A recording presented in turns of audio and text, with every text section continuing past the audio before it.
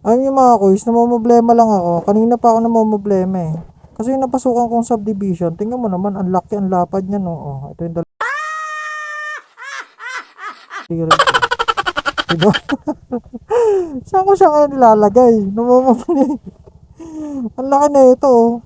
Oh, tingnan mo. Oh, tingnan mo yung cellphone ko. Diba? Sobrang ay nako, namomroblema ako. Matupi ko pa to, yari pa ako. Lapad ba naman kasi? O, tingnan mo naman. Oo. Oh, kasi laki halos ng ano ko. Oh. Ang galing! Ang galing! BB box ko, hindi talaga ito mawawala. Ang laki ba naman masyado ng ano?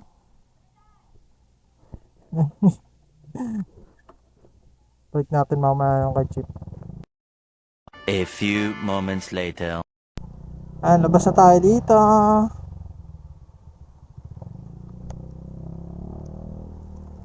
Aso.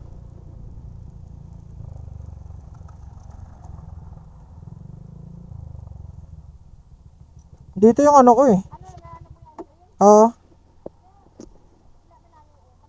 Dito habang kinukuha ko yung ano niya na sobrang laki, nakalagay pa sa ano ko. Kinukuha ko dito. Iba na yung mga ngitian ni madam habang kinuha niya yung ID ko, no.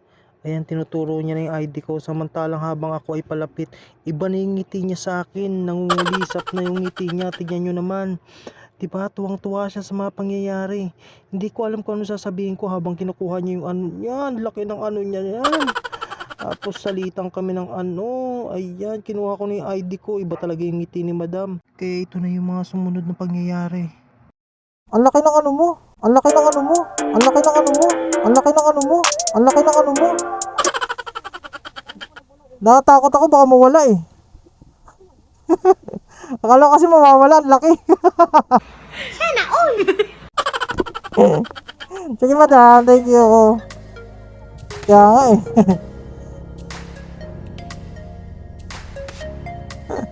Ang laki ba naman ng ano ni madam? Lame kayo! Okay kayo! Ang gate pass niya. Veravel Arcadia. Yes sir. Shoutout nga pala kay ano, kay Cardo. Number 1 sharer ko yan boy. Number 1 sharer Cardo ng Ace Ice Cream. Shoutout nga pala sa lahat ng mga driver ng Ace Ice Cream, lahat ng mga katrabaho ko. Yan. Shoutout sa inyo, mabuhay kayo hanggat kailan nyo gusto. Yes sir.